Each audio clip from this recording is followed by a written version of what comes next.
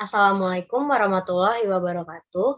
Selamat pagi Ibu Dewi dan teman-teman semuanya. Perkenalkan kami dari kelompok 4. Pada kesempatan kali ini kami akan mempresentasikan materi kami. Kelompok 4 ada 7 anggota. Yang pertama ada Audrey Patricia, Anissa Nur Afrilia, Kristal Niman, Febiana Raini, Rini Nur Hidayati, Namirah, dan juga Widya Safia. Next slide. Jadi pada bab ini kita ada 7 materi, yaitu ada attitude formation, yang kedua ada the three component attitude model, yang ketiga multi attribute models, yang keempat attitude model function, yang kelima the elaboration likelihood model, keenam ada cognitive dissonance and conflict resolution, dan yang terakhir ada causality and attribution. Kita langsung masuk ke materi pertama, yaitu formasi attitude.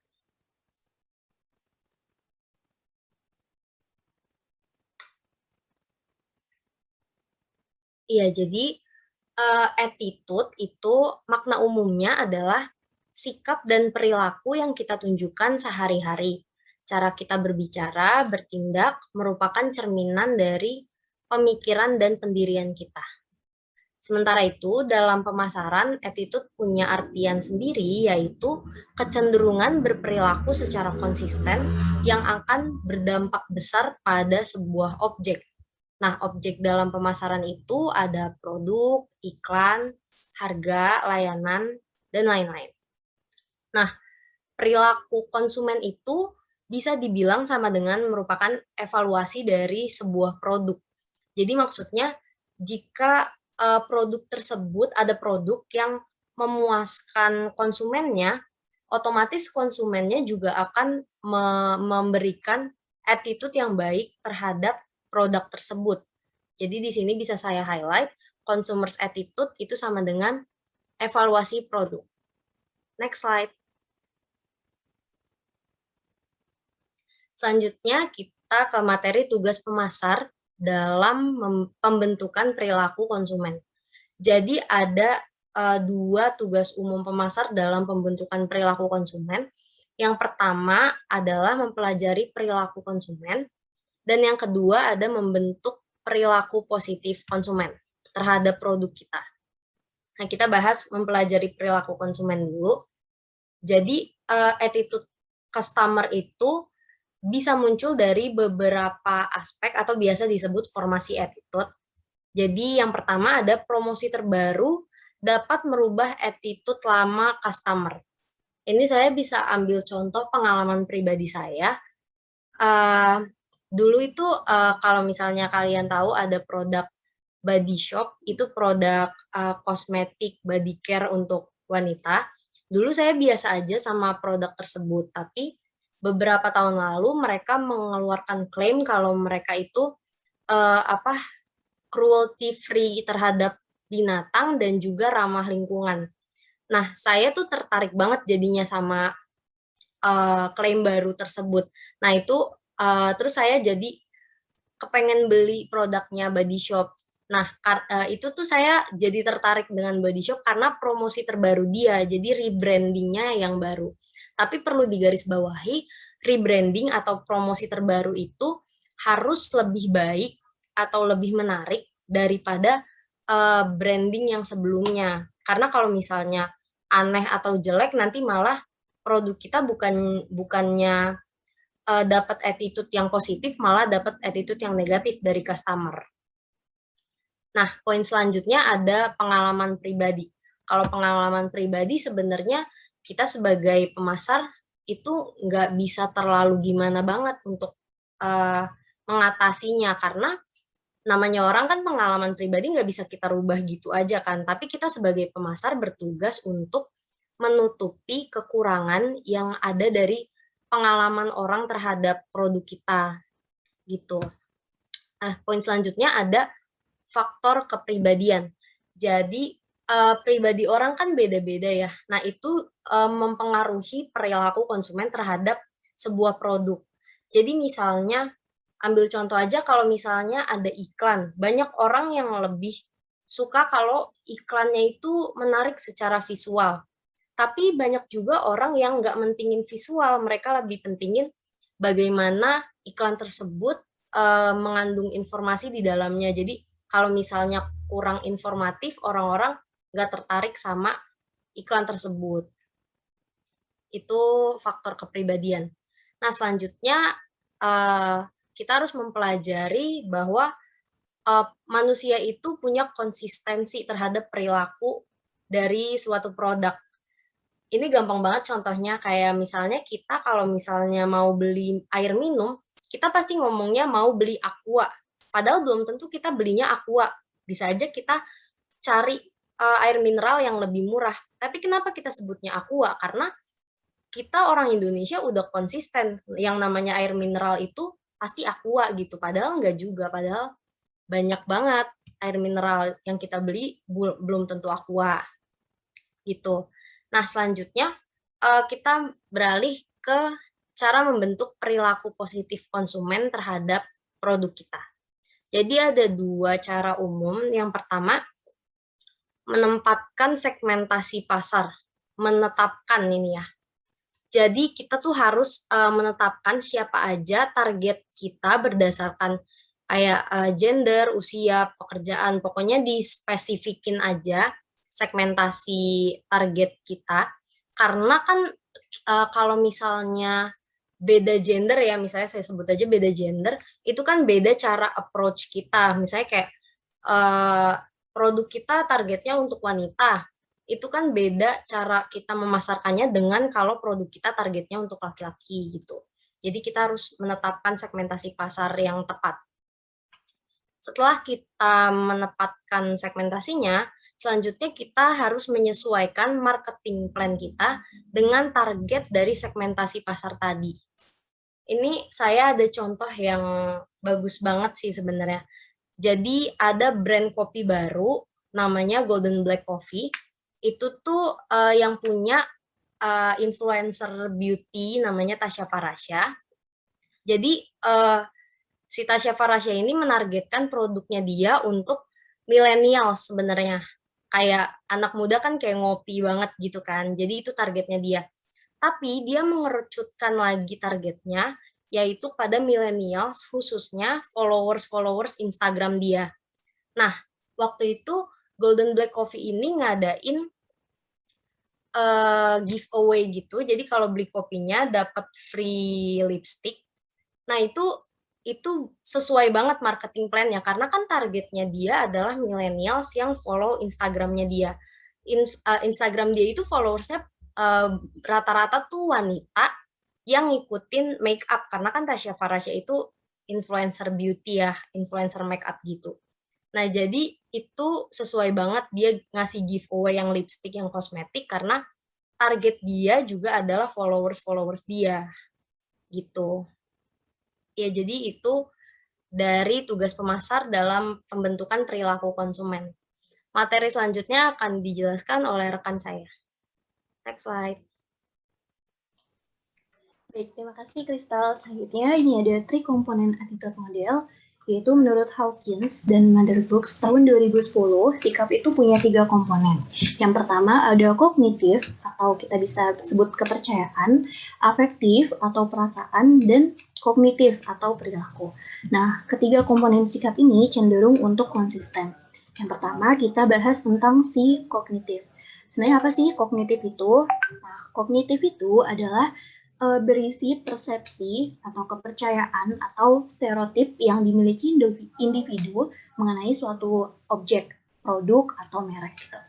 Nah, contohnya ada di sebelah kanan tuh yang di tabel 6,2 itu. Itu adalah beliefs atau kepercayaan tentang 2 speaker pinter gitu. Nah, persepsi dan kepercayaan seseorang mengenai suatu objek itu sikap berwujud pandangan atau opini dan seringkali merupakan disebutnya itu adalah stereotip gitu ya, atau sesuatu yang udah dipolakan di dalam pikirannya gitu. Kadang-kadang kalau misalkan kepercayaan ini itu justru timbulnya tuh karena nggak adanya informasi yang tepat mengenai suatu objek. Nah, kebutuhan emosional itu sering merupakan komponen utama dari terbentuknya si kepercayaan. Terus boleh di next lagi, yang kedua. Nah, yang kedua ada afektif. Nah, apa sih afektif itu? Nah, kita bisa lihat tuh di gambar emotion and feelings gitu. Komponen afektif itu bisa mewakili emosi, emotion, dan perasaan atau feelings konsumen mengenai suatu objek. Nah, itu ada figure gambar 6,3, itu ilustrasi tentang pengukuran perasaan dan emosi si pelanggan terhadap suatu produk dengan menggunakan skala Likert. Nah, skala Likert itu adalah skala yang mengukur tingkat persetujuan atau ketidaksetujuan responden terhadap serangkaian pernyataan tentang suatu merek atau brand atau objek gitu ya. Nah, dengan skala Likert ini, responden itu diminta untuk melengkapi kuesioner yang mengharuskan mereka untuk menunjukkan semana sih tingkat persetujuannya terhadap beberapa serangkaian pernyataan atau pertanyaan yang dikasih sama si peneliti itu gitu. Nah, contohnya ini ada contoh dari si Dapper dan Aftershave Balm. Nah, ini dia nyuruh kita atau si respondennya, si pelanggannya itu, kalau misalkan udah dipakai 30 hari, brand si Dapper dan Aftershave Balm itu, gimana sih di kulit kamu gitu kan. Nah, terus harap tunjukkan tingkat persetujuan atau ketidaksetujuan tentang setiap pernyataan yang tercantum di situ. Nah, di situ ada salah satunya, Dapper dan Balm menyegarkan kulit saya. Kalau misalkan si pelanggan setuju dengan pernyataan tersebut, si konsumen bisa milih satu. Nah, itu 1, 2, 3, 4, 5 itu ada sangat setuju, netral, atau bahkan tidak setuju. Boleh di next lagi. Nah, ini gambar selanjutnya, ini skala namanya skala diferensiasi. Jadi bentuknya tuh bukan pilihan ganda, tapi tersusun dalam garis kontinu, di mana jawabannya itu kalau sangat positif ada di sebelah kanan atau sebaliknya gitu, yang negatif ada di sebelah kiri. Nah, kalau di gambar ini, itu yang positifnya ada di sebelah kiri, jadi yang negatifnya ada di sebelah kanan. Contohnya ini ada keterangan, sama kayak tadi, kalau misalkan udah 30 terakhir dipakai gitu, high lip gloss ini, tolong dong kasih tahu perasaan bibir kamu setelah pakai produk ini gitu. Nah, kalau misalkan setuju dengan lip gloss itu menyegarkan, itu kalian bisa pilih atau beri tanda X di angka 1 gitu. Karena itu mendekati yang si positifnya. Tapi kalau misalkan sebaliknya nggak menghaluskan gitu, itu bisa pilih angka 5 gitu. Boleh di next lagi. Nah, yang terakhir ada konatif. Komponen konatif itu mencerminkan kemungkinan bahwa seorang individu akan melakukan tindakan atau action tertentu atau berperilaku atau behaviornya dengan cara tertentu, serta menyatakan sebagai niat atau intention untuk membeli sebuah produk. Jadi komponen ini bukan perilaku nyata, namun masih berupa keinginan untuk melakukan membeli gitu, intention to buy. Gitu. Nah, itu ada di gambar 6,5, di mana gambar itu menjelaskan tentang skala niat untuk membeli.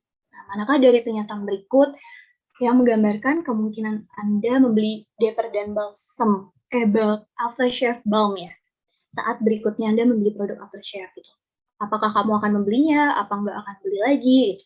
Nah, terus ada lagi seberapa kemungkinan kamu akan beli 3 bulan kemudian. Gitu. Nanti itu ada sangat mungkin, tidak mungkin, atau sangat tidak mungkin.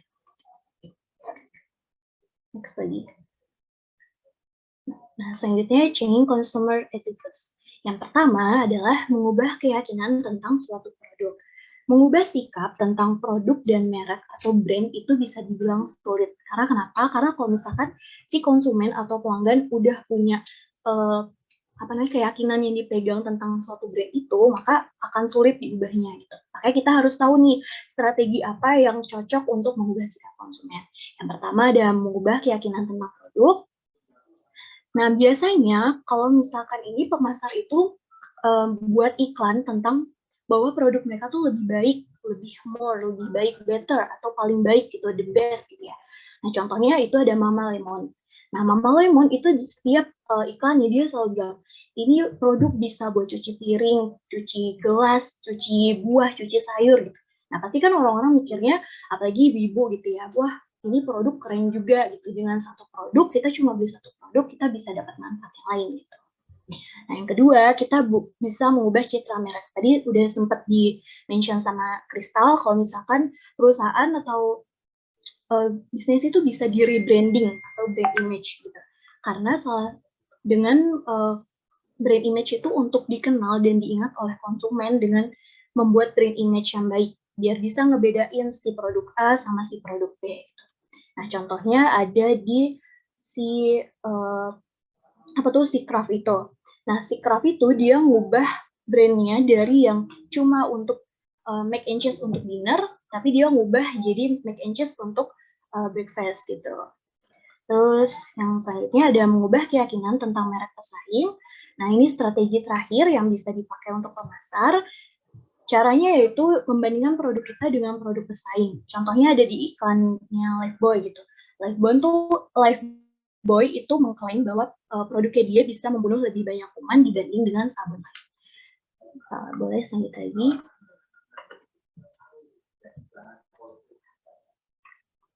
Nah, selanjutnya ada strategi kesenjangan sikap dan perilaku. Next lagi. Nah, selanjutnya boleh dilanjutkan dengan teman saya. Iya, baik. Terima kasih, Lini. Nah, jadi selanjutnya ada menambahkan atribut. Nah, menambahkan atribut dalam suatu produk itu atau menambahkan merek itu sangatlah penting dan berarti bagi produk yang akan kita jual. Nah, jadi agar konsumen menarik dan tertarik dengan produk yang kita jual itu, bentuk kata lain dari menambahkan atribut adalah inovasi. Kayak misalkan ada sebotol Wisbon atau kayak saus yang suka di tempat makan atau di restoran yang dilengkapi dengan pompa yang dipompa saus yang untuk memudahkan konsumen untuk mengeluarkan saus yang dikenakan. Nah, jadi konsumen itu tertarik dengan inovasi yang dikeluarkan dari produk tersebut. Nah, itu jadi namanya sangatlah penting menambahkan atribut atau merek di dalam suatu produk. Next.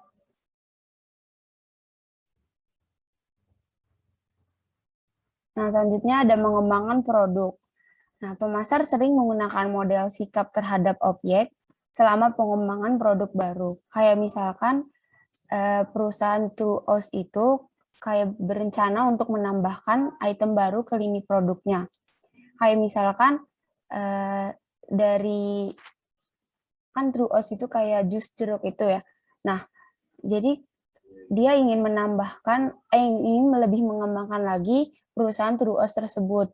Kayak misalkan dari tingkat kemanisannya, dari bentuk warnanya, dari kayak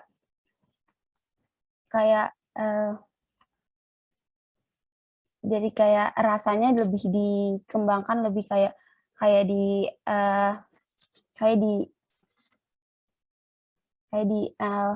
kekuatan rasanya dan warnanya lebih dikembangkan lagi. Nah, itu namanya mengembangkan produk. Di next. Nah, selanjutnya apa sih itu sikap? Nah, jadi sikap itu adalah kecenderungan yang dipelajari untuk cara perilaku kita sendiri atau cara bertindak terhadap suatu objek yang menyenangkan atau tidak menyenangkan itu adalah itu cara perilaku kita terhadap suatu objek tertentu. Jadi yang kita pelajari adalah dengan cara perilaku terhadap orang atau terhadap objek. Di next. Nah, ini ada model sikap terhadap perilaku. Jadi model sikap terhadap perilaku itu adalah dalam cara kita berperilaku atau bertindak terhadap objek tertentu. Tetapi bukannya sikap terhadap objek itu sendiri. Kayak misalkan ada konsumen yang sedang mencari produk baru, kayak misalkan mobil. Nah, dia menyukai menyukai mobil tersebut tetapi tidak ingin memilikinya. Nah, itu dinamakan ada sikap positif terhadap objek tersebut. Nah, selanjutnya ada teori tindakan yang beralasan. Nah, teori tindakan beralasan ini menggambarkan pengintegrasian komponen-komponen sikap secara menyeluruh ke dalam struktur yang dimaksudkan untuk menghasilkan penjelasan yang lebih baik. Nah, di dalam teori tindakan beralasan ini terdapat dua norma. Nah, yang pertama norma subjektif. Nah, norma subjektif itu adalah yang mempengaruhi niat seseorang atau mempertimbangkan untuk membeli, kayak misalkan membeli sesuatu. Misalkan ada teman saya atau keluarga saya yang ingin membeli sesuatu, tapi terlebih dahulu dia ingin menanyakan atau mempertimbangkan kepada saya. Nah, saya itu menyetujui atau tidak. Nah, itu yang disebut norma subjektif. Nah, yang satu lagi ada norma subjektif. Nah, norma subjektif itu adalah kayak lebih mementingkan perasaan orang lain ketimbang perasaan diri sendiri. Di next. Nah, selanjutnya ada teori usaha mengonsumsi. Jadi teori usaha mengonsumsi itu adalah suatu sikap yang dirancang untuk menjelaskan berbagai kasus di mana tindakan atau outcome tidak pasti. Tetapi sebaliknya merefleksikan usaha konsumen tersebut untuk mengonsumsi atau membelinya. Yang terakhir ada model sikap terhadap iklan. Nah, model sikap terhadap iklan ini adalah mengusulkan perasaan konsumen terbentuk dari cara kita melihat atau mendengar dari iklan tersebut. Nah, itu sangat mempengaruhi sikap mereka terhadap yang kita iklankan. Di next.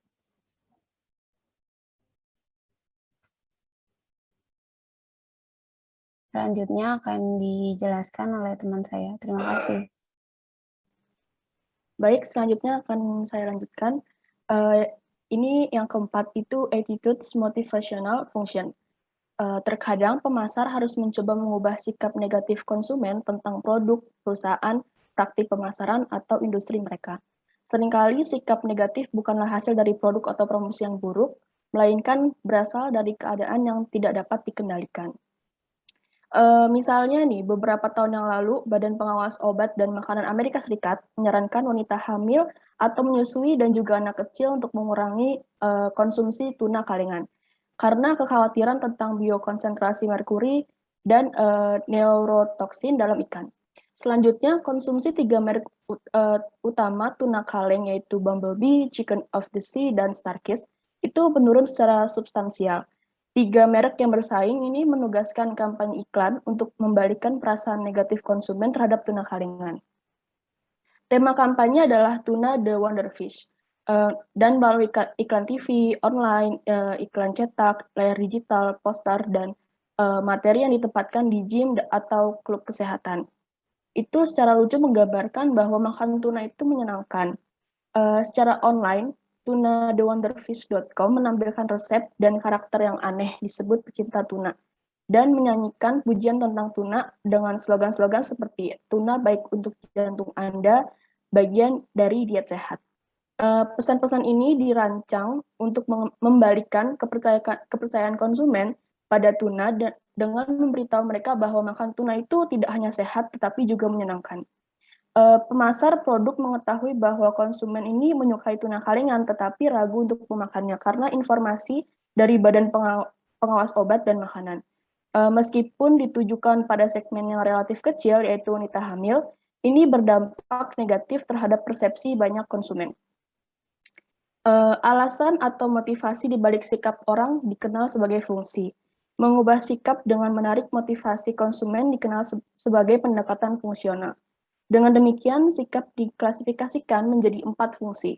Yang pertama, fungsi utilitarian, yang kedua, fungsi pertahanan ego, yang ketiga, fungsi ekspresi nilai, dan yang keempat, fungsi pengetahuan. Next. Yang pertama, fungsi utilitarian. Fungsi ini mencerminkan utilitas yang diberikan oleh merek. Ketika suatu produk memungkinkan kita untuk melakukan tugas-tugas tertentu di masa lalu, sikap kita terhadapnya cenderung menguntungkan. Salah satu strategi untuk mengubah sikap yang mendukung suatu produk adalah dengan menunjukkan kepada konsumen bahwa produk tersebut memiliki tujuan utilitarian yang mungkin tidak mereka pertimbangkan. Yang kedua ini fungsi pertahanan ego. Fungsi pertahanan ego menyatakan bahwa orang yang membentuk sikap untuk melindungi diri mereka sendiri dari merasakan keraguan dan untuk menggantikan ketidakpastian dengan perasaan aman dan percaya diri. Iklan yang meyakinkan konsumen bahwa mereka membuat pilihan yang tepat dan dapat merasa aman ketika mereka membeli merek, mereka mengandalkan fungsi pertahanan ego untuk menjual produk mereka. Misalnya, iklan gigi palsu yang memberitahu konsumen bahwa mereka bisa merasa aman, tersenyum, dan makan karena merek krim gigi palsu mereka ini tidak akan membiarkan gigi palsu mereka lepas. Yang ketiga itu fungsi ekspresi nilai. Fungsi ini mempertahankan bahwa sikap mencerminkan nilai dan keyakinan konsumen, dan bahwa pemasar dapat membuat iklan yang mendukung atau menolak gagasan ini.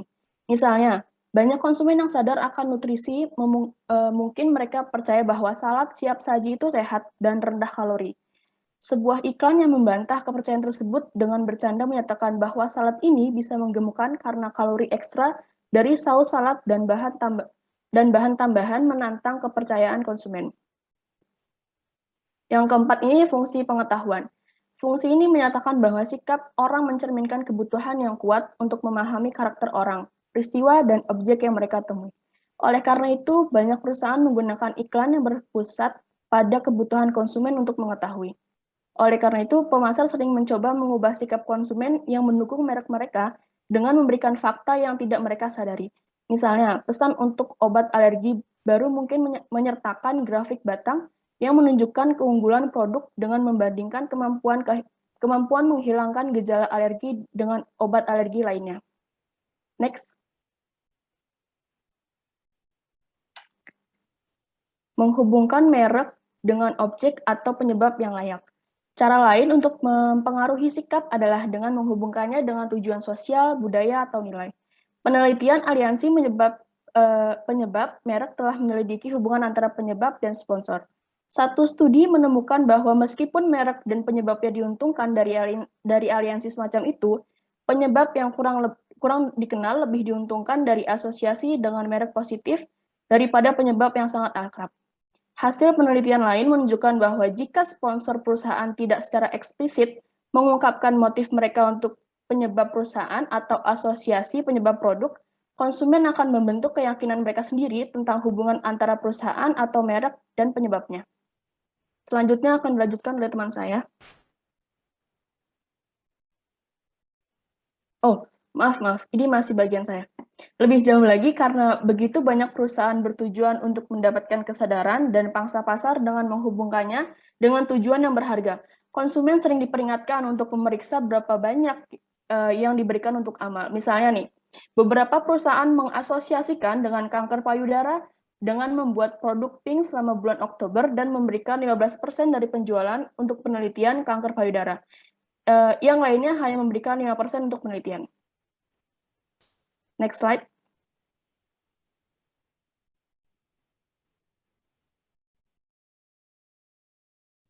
Baik, berikutnya akan dari utama saya. Di sini saya akan membahas mengenai the elaboration method model atau yang biasa disebut dengan ELM. Jadi ELM ini menyatakan bahwa perilaku kadang dapat berubah karena satu atau dua rute berbeda untuk persuasi. Bisa disebut dengan rute sentral dan rute periferal yang berhubungan dalam memproses informasi yang diterima dari setiap rute yang berbeda. Nah, rute sentral dan periferal ini mencerminkan luas pemecahan masalah dan juga berhubungan dengan pembelian yang memiliki keterlibatan rendah. Nah, premis dari model ini adalah bahwa konsumen secara hati-hati mengevaluasi manfaat dan kelemahan produk tertentu ketika mereka menganggap pembelian sangat relevan. Sebaliknya, konsumen terlibat dalam pencarian dan evaluasi informasi yang sangat rendah ketika pembelian memiliki sedikit relevansi atau kepentingan bagi mereka. Nah, jadi untuk pembelian dengan keterlibatan yang tinggi ini, jalur utamanya untuk menuju ke persuasi itu membutuhkan pemikiran dan pemrosesan yang kognitif. Untuk pembelian dengan keterlibatan rendah, rute periferal menuju persuasi, yang mana itu membutuhkan pemikiran dan pemrosesan informasi yang relatif sedikit juga. konsumen yang sangat terlibat menggunakan informasi berbasis atribut untuk mengevaluasi merek, sedangkan konsumen yang kurang terlibat menerapkan aturan keputusan yang lebih sederhana.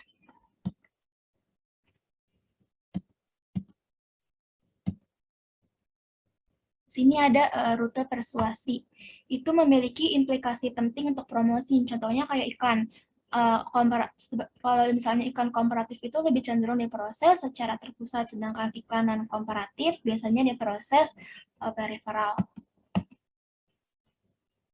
Sedangkan untuk produk hedonis, korelasi antara pengetahuan subjektif dan keterlibatan produk lebih tinggi daripada produk utilitarian, dengan asumsi bahwa pengetahuan subjektif adalah hasil interpretasi citra yang disajikan dalam proses iklan atau rute periferal, dan bahwa pengetahuan objektif adalah hasilnya yang berupa informasi faktual atau rute pusat. Jadi bisa dibandingkan sendiri dari produk hedonis sama produk utilitarian. Kalau produk hedonis itu merupakan produk yang lebih sebenarnya kita nggak terlalu butuhin gitu. Ini kayak tergolong dalam kehidupan mewah, belanja barang mewah. Sedangkan produk utilitarian itu adalah produk pokok yang biasanya kita butuhkan sehari-hari, kayak misalnya makanan kayak gini. Nah, jadi pemasar itu harus bisa mempertimbangkan tingkat utilitarianisme suatu produk itu dalam memiliki rute pusat atau periferal dalam mempromosikan produk itu.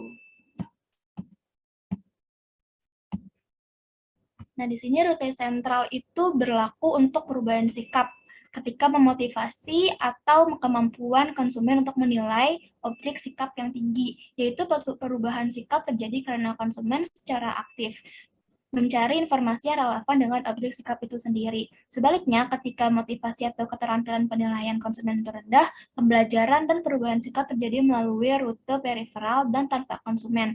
Nah, dalam kasus seperti itu, perubahan sikap seringkali merupakan hasil dari bujukan sekunder seperti kupon potongan harga, sampel gratis, pemandangan latar belakang yang indah, kemasan yang bagus, atau dorongan dari seorang selebriti. Jadi secara umum, konsumen itu dengan pengetahuan produk yang terbatas lebih memilih iklan dengan data faktual daripada iklan dengan petunjuk sekunder.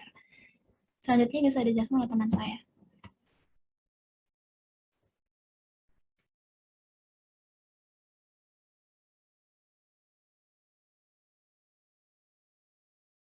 Disonansi kognitif, mohon maaf sebelumnya itu bukan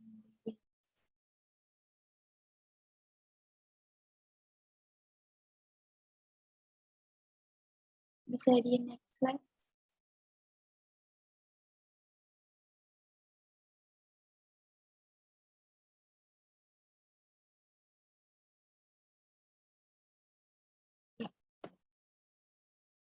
Disonansi kognitif dan resolusi konflik. Disonansi kognitif di sini merupakan sebuah teori dalam psikologi sosial yang membahas mengenai perasaan ketidaknyamanan seseorang akibat sikap, pemikiran, dan perilaku yang saling bertentangan dan memotivasi seseorang untuk mengambil langkah demi mengurangi ketidaknyamanan tersebut. Nah, disonansi kognitif ini terjadi ketika konsumen memiliki pemikiran yang bertentangan dengan keyakinannya atau sikap. Misalnya, setelah konsumen membuat komitmen untuk membeli objek yang penting dan mahal, membayar uang muka untuk rumah baru atau mobil mahal, mereka sering mulai merasakan disonansi kognitif ketika mereka memikirkan kualitas unik dan positif dari alternatif yang tidak mereka pilih. Next slide. Dengan demikian, pemasar harus memastikan bahwa konsumen ini menyelesaikan kognisi yang bertentangan dengan mengubah sikap mereka agar sesuai dengan perilaku mereka. Paling sering perilaku adalah hasil dari sikap. Namun, selama di disonansi pasca pembelian, perubahan sikap adalah hasil dari perilaku yang sudah dilakukan. Pikiran yang saling bertentangan dan informasi disonansi yang mengikuti pembelian mendorong sebagian besar konsumen untuk mengubah sikap mereka, sehingga sikap mereka menjadi sesuai dengan perilaku pembelian mereka. Next.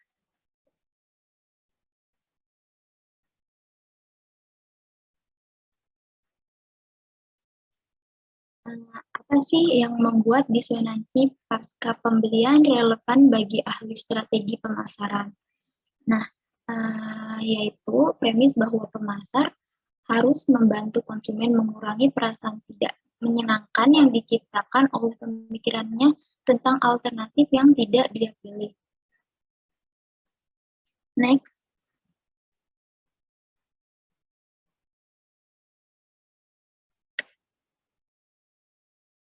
Konsumen dapat mengurangi disonansi pasca pembelian dengan beberapa cara. Yang pertama, mereka bisa merasionalkan keputusan mereka. Terus mereka juga bisa mencari iklan yang mendukung pilihan mereka sambil menghindari iklan kompetitif yang menciptakan disonansi. Nah, terus yang ketiga, coba untuk menjual teman, artinya tentang fitur positif dari pembelian yang dilakukan sama mereka. Terus minta kepastian kepada pemilik yang puas ketika mereka membeli barang tersebut. Next slide.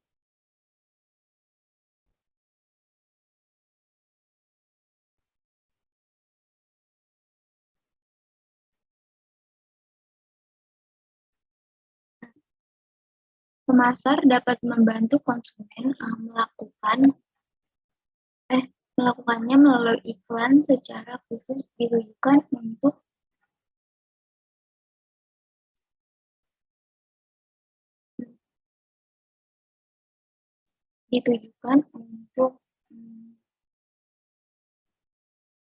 memperkuat keputusan konsumen. Misalnya memuji konsumen atas keputusan bijak mereka, menawarkan jaminan yang lebih kuat, meningkatkan jumlah dan aktivitas kontak terkait pembelian. Misalnya kontak pasca pembelian oleh agen real estate kepada pembeli rumah baru yang menunggu untuk menutup properti, atau memberikan informasi lebih rinci tentang produk saat sedang ia pesan. Dalam mengurangi disonansi, kontak pribadi mungkin lebih efektif daripada iklan. Beberapa penelitian menunjukkan bahwa sebagian besar pembeli percaya bahwa iklan memperluas kebenaran tentang produk mereka dan dalam promosi mereka. Sebuah penelitian menunjukkan bahwa tenaga penjualan yang terlalu agresif sebenarnya menyebabkan disonansi karena konsumen merasa bahwa mereka didorong untuk melakukan pembelian. Sebaliknya, tenaga penjual yang terampil dapat mengurangi disonansi dengan memberikan informasi dan kepastian, bahkan mengubah konsumen menjadi pelanggan yang loyal. Next.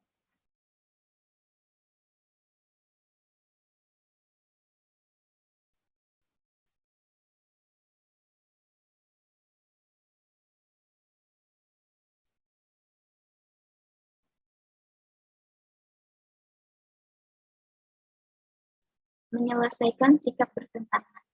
Strategi perubahan sikap dirancang untuk menyelesaikan konflik kognitif aktual atau potensial antara dua sikap. Misalnya George konservatif dalam masalah sosial, seorang episkopal yang setia dan juga seorang republikan yang aktif.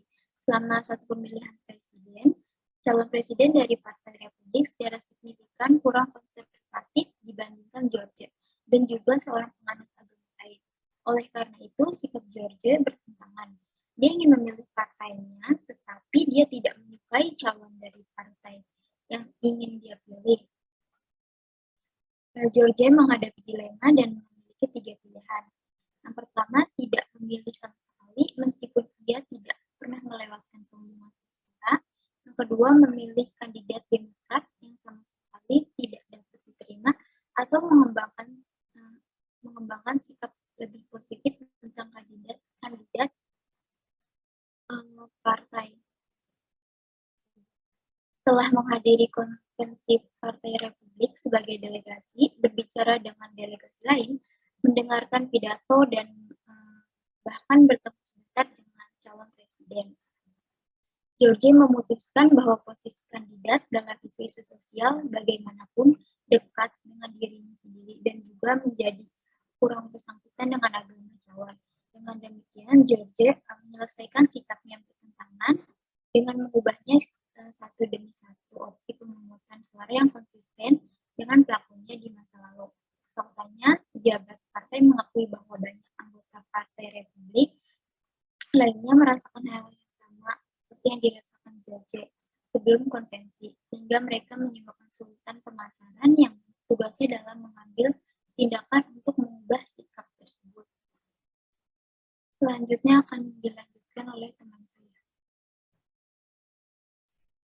Baik, terima kasih. Selanjutnya kita akan membahas tentang kausalitas dan atribusi. Tujuan kita mempelajari kausalitas dan atribusi pada pembahasan perilaku konsumen adalah untuk memahami bagaimana orang menetapkan kausalitas pada peristiwa. Entah itu peristiwa yang mereka rasakan atau yang mereka lihat dan sebagainya. Karena kita sebagai pemasar pastinya perlu untuk memahami ini agar kita dapat menilai dari kejadian tersebut yang customer rasakan, apa sih yang menjadi perhatian customer, dan selanjutnya kita bisa memasarkan produk dengan lebih baik lagi sesuai dengan keinginan customer agar produk kita dapat dilirik lah intinya. Bisa tolong ganti slide.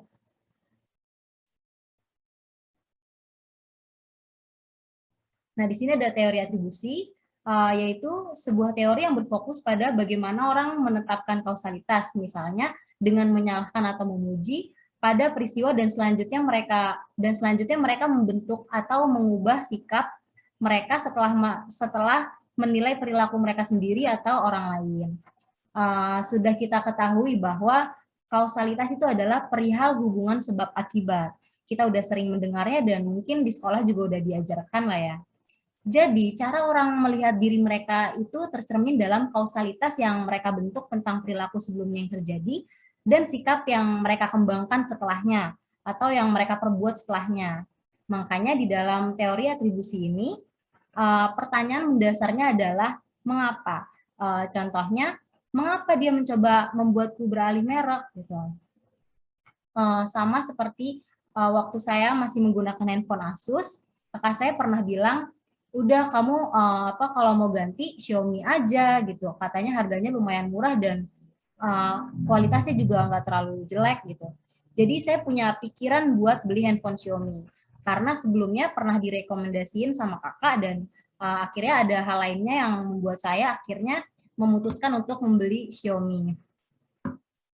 Nah, itu cuman contoh simpel dari pengalaman pribadi sebagai customer. Tapi kalau contoh yang diterapkan oleh perusahaan, mereka menghasilkan atribusi konsumen yang menguntungkan brandnya itu ada di slide berikutnya. Jadi ini dari sisi perusahaannya ada di slide berikutnya, bisa tolong di next. Nah, ini ada berita ya, ada dua berita. Yang berita pertama itu dikutip dari mix.co.id, Unilever kampanyekan Pepsodent Herbal Sahur Amal. Dulu saya sering lihat iklan kalau lagi bulan Ramadan tuh Pepsodent Herbal iklannya kalau beli Pepsodent Herbal dan bungkusnya atau kotaknya kotak odolnya itu ditukarkan di Dropbox yang tersedia di supermarket. Itu akan ditukarkan kembali dengan donasi paket sahur ke panti asuhan. Nah, dengan adanya acara seperti ini, Pepsodent itu bisa meningkatkan penjualan. Terus berita kedua yang di sebelah kanan itu dikutip dari liputan6.com. Ini konteksnya karena ada penyebaran COVID, Apple sumbang 10 juta masker untuk tenaga kesehatan di AS dan Eropa. Nah, dengan adanya acara-acara seperti ini yang bermanfaat secara sosial, perusahaan tuh berharap customer akan berpikir bahwa perusahaan ini tuh ada rasa peduli yang tulus kepada sesama gitu. Jadi mungkin dengan ngelihat iklan Pepsodent tadi, orang yang tadinya bukan pengguna Pepsodent Herbal, tapi jadi beralih ke Pepsodent Herbal kayak gitu. Bisa tolong di next slide. Nah, ini selanjutnya ada atribusi persepsi diri. Ini terdiri dari atribusi internal dan eksternal. Kalau internal itu asalnya dari diri kita sendiri, kalau eksternal dari luar. Contohnya, ketika saya edit video menggunakan suatu aplikasi dan hasil editnya itu bagus, banyak orang yang suka, banyak orang yang muji. Nah, setelah dapat banyak pujian, saya mikirnya saya emang jago ngedit, saya emang bener-bener jago gitu dalam ngedit. Nah, pernyataan kayak gini tuh mencerminkan atribusi internal. Tapi kalau habis dapat banyak pujian dan saya mikirnya ini aplikasinya emang bagus nih, emang aplikasinya mudah digunakan. Nah, kalau ini tuh mencerminkan atribusi eksternal. Jadi di buku ini katanya pengertian atribusi persepsi diri itu adalah sebuah interpretasi mental yang mencerminkan cara orang melihat diri mereka sendiri ketika mereka membentuk kausalitas tentang peristiwa sebelumnya yang terdiri dari atribusi internal dan atribusi eksternal yang udah saya jelaskan tadi. Terus habis itu pemasar dapat menampilkan atribusi internal atau eksternal dalam promosi. Contoh kata-katanya itu bisa seperti tunjukkan bakatmu dengan foto menggunakan kamera bla bla bla, kamera ini misalkan. Nah, ini atribusi internal. Terus kalau kamera ini dilengkapi dengan fitur bla bla bla bla gitu. Kalau ini tuh atribusi eksternal karena menunjukkan kalau kamera ini tuh bagus gitu, banyak fiturnya lengkap gitu. Jadi ada pesan yang membujuk customer dengan atribusi internal dan eksternal. Bisa tolong ganti slide. Nah, ini ada foot in the door technique.